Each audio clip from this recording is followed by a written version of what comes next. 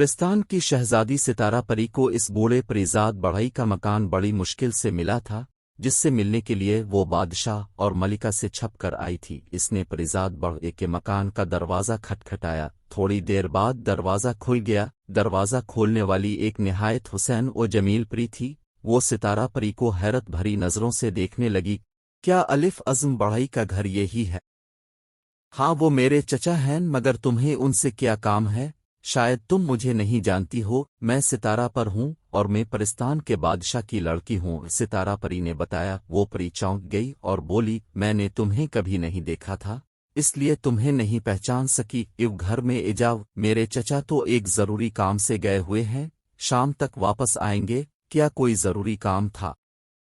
दरअसल मैं तमेरी चचा से नहीं, तुमसे मिलना चाहती हूँ। तुम्हारी वजह से मेरी उम्मी हुजूर सख्त परेशान हो गई हैं और इसी परेशानी ने उन्हें बीमार करके बिस्तर से लगा दिया। सितारा परी बोली, मेरी वजह से तुम्हारी उम्मी बीमार हो गई हैं, मगर क्यों? नजमा परी हैरत से बोली, तुम्हें याद होगा कि गुज़िश्ता दिनों मेरी दादी हुजूर सख्त बीमार पड़ गई थीं। हकीमों ने जवाब दे दिया था और नजूमियों ने यह बताया था कि इस शहर में आज़म नामी एक बढ़ई रहता है। इसके पास एक नीले रंग का कबूतर है। अगर इस कबूतर का गोश्त मरीज़ा को खुला दिया जाए तो वो तंदुरुस्त हो सकती हैं। जब मेरे अबुआ हुजूर तमेरी चचा के पास पहुंचे तो उन्होंने वो कबूतर इस शर्त पर देने के वादा किया कि बादशाह सलामत यानी मेरे अबुआ हुजूर तुमसे शादी कर लें। मेरे अबुआ हुजूर को चूंकि दादी जान से बेहद मोहब्बत है, इसलिए उन्होंने इस शर्त को मंजूर कर लिया। मगर जब से उम्मी हुजूर ने ये बात सुनी है, उनका चीन व सुकून अलिफ उड़ गया है। वो ये समझती हैं कि दूसरी शादी के बाद अबुआ हुजूर उनकी तरफ तवज्जो नहीं देंगे और उनकी अहमियत ख़त्म हो जाएगी। इसी फिक्र ने उन्हें बीमार कर दिया है। अच्छी नजमा परी, किया ये नहीं हो सकता कि तुम मेरे अब्बा हुजूर से शादी न करो? तुम इनकार भी तो कर सकती हो। मैं तमेरी पास बहुत सी उम्मीदें लेकर आई हूँ। नजमा परी की आंखों में आंसू लरसने लगे। वो रुंधी हुई आवाज में बोली, सितारा परी, मेरा चचा बहुत लालची आदमी है। जब इसने सुना कि इसका नीला कबूतर बादशाह सलामत की उम्मी के मर्ज का वाहिद इलाज है, तो उसने ये मंसूबा बनाया कि मेरी शादी बादशाह से करा देगा, ताकि जब मैं मलिका बनकर महल में जावे तो वो भी मेरे साथ महल में रहने लगे और वहां रहकर चोरी चोरी शाही खजाने से दौलत निकाल कर जमा करता रहे। यही बात सोचकर उसने बादशाह सलामत के सामने अपनी ये शर्त रखी थी। तुम्हारा चचा तो बहुत चालाक आदमी है, तुमने पूरी बात तो सुनी ही नहीं। तुम ये सुनकर शायद हैरत करोगी कि मैं शादीशुदा हूं, मगर मेरे जालिम चचा ने मेरे शौहर को न जाने कहा कर दिया है। मेरे मकोर चचा ने मुझे इस बात की भी धमकी दी है कि ये राज अगर किसी को बताया तो वो मेरे शौहर को कत्ल कर देगा। वो रोने लगी। सितारा परी जाने के लिए उठी। अचानक कमरे की खिड़की में से एक खूबसूरत परिंदा अंदर दाखिल हुआ और कमरे के 2-3 चक्कर लगाने के बाद नजमा के शाने पर बैठ गया। सितारा परी ने बेसाख्तगी से इसे पकड़ लिया और उसके सर पर बात फेरते हो बोली, किस कदर खूबसूरत परिंदा है ये। अचानक सर पार हाथ फेरते हुए वो चौंकी। इसकी उंगली से कोई सख्त सी चीज टकराई थी। इसने चौंक कर परिंदे के सर को टटोला तो वहां पर एक सोने की कील गड़ी हुई नजर आई। सितारा परी ने इसे जल्दी से खींचकर बाहर निकाल लिया। सोने की कील जैसे ही बाहर निकली वैसे ही परिंदा सितारा परी के हाथों से गिरकर जमीन पर तड़पने लगा और थोड़ी ही देर में उसने एक खूबसूरत परीजाद की शक्ल इख्तियार कर ली। नजमा परी हैरत और खुशी से चला पड़ी। ये इसका शौहर आफताब था। आफताब परीजाद का चेहरा गुस्सा से सुर्ख हो रहा था। उसने अपनी बीवी से कहा, मैं बड़ी मुश्किलों से तमेरी चचा के हाथों से बचकर आ रहा हूँ। तुम्हारे चचा ने तुम्हारी शादी बादशाह सलामत से कराने के लालच में मुझे परिंदा बनाकर एक पिंजरे में बंद कर दिया था।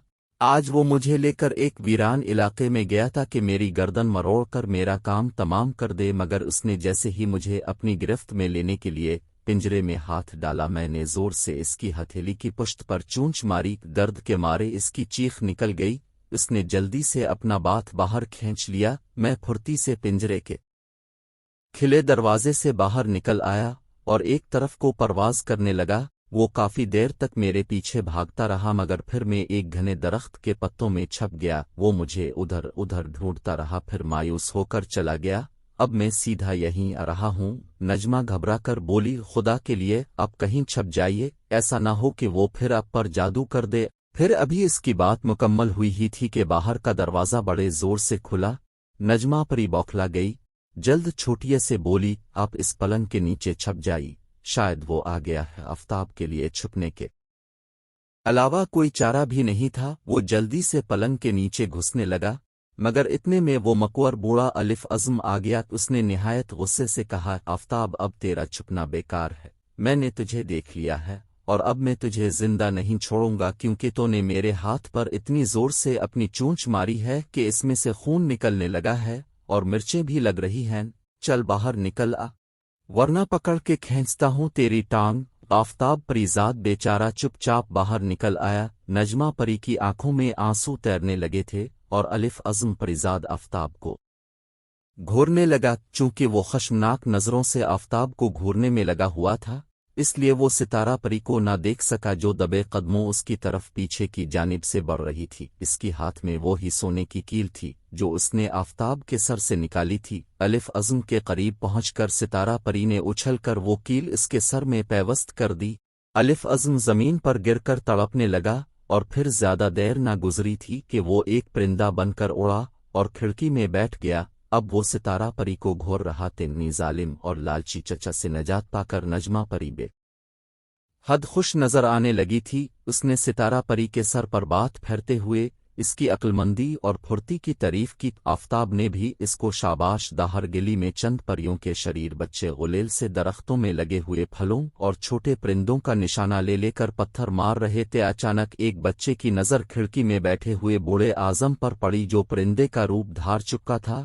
اس نے تاک کر جو غلیل سے ایک پتھر مارا تو اس کی کھوپڑی کے دو ٹکڑے ہو گیا، تڑ سے کمرے کے فرش پر گرا۔ کھوپڑی ٹوٹنے کی وجہ سے جادو کی کیل بھی نکل گئی تھی اور وہ اب پھر اپنی اصل شکل میں آ گیا تھا۔ آفتاب نے مردہ اعظم کی طرف نفرت سے دیکھا اور بولا، لالچ اور ظلم کا یہی انجام ہوا کرتا ہے، اچھا ہوا جو یہ مر گیا، ورنہ پھر کوئی مصیبت کھڑی کر دیتا۔ آفتاب نے ستارہ پری کا بہت بہت شکریہ ادا کیا۔ نجمہ بولی، جا بہن، اب تمہیں ہماری طرف سے کوئی شکایت نہیں ہوگی۔ پھر ستارہ پری اس سے اجازت لے کر اڑتی ہوئی اپنے محل میں آئی۔ اس نے بادشاہ اور ملکہ کو اس مکور بڑائی کی چالاکی کے بارے میں سب کچھ بتا دیا کہ وہ کس طرح ہوشیاری اور بے ایمانی سے نجمہ پر چھوٹیے کی شادی بادشاہ سے کرا کے شاہی خزانے سے دولت حاصل کرنا چاہتا تھا۔ بادشاہ نے سب کچھ سنا اور کہنے لگا، بیٹی، دراصل مجھے تمہاری دادی سے اتنی محبت ہے کہ میں انہیں کسی تکلیف میں نہیں دیکھنا چاہتا تھا، اور ان کی بیماری کے پیش نظر میں نے مکور اعظم سے اس کی بھتیجی سے شادی کی بات بھی قبول کر لی تھی۔ مجھے اس کے دل کی بات کا کوئی پتہ نہ تھا کہ وہ اس شادی کے پیچھے کون سا مطلب رکھتا تھا۔ چلو اچھا ہوا ہم اس کی چالاکی اور فریب سے بچ گئے، ستارہ کی امی نے کہا، اور پھر بادشاہ اور ملکہ کے علاوہ دادی جان نے بھی اس واقعہ پر بہت افسوس کا اظہار کیا۔ بادشاہ تو خود ہی دوسری شادی نہیں کرنا چاہتا تھا، وہ تو ایک مجبوری کے تحت اس بات پر راضی ہو گیا تھا۔ ملکہ کے لیے بھی اب پریشانی کی کوئی بات نہ رہی تھی، کیونکہ جس خطرے کے وجہ سے وہ بیمار پڑی تھی وہ ٹل چکا تھا، وہ بھی چند دنوں بعد بھلی چنگی ہو گئی، اور کسی قسم کی کوئی بیماری نہ راوداد جان بھی بیماری سے صحت یاب ہو گئے، کیونکہ نجمہ پری نے نیلا کبوتر ستارہ پری کے ہاتھ بھیج دیا تھا۔ اس کے بعد سب ہنسی خوشی زندگی بسر کرنے لگے۔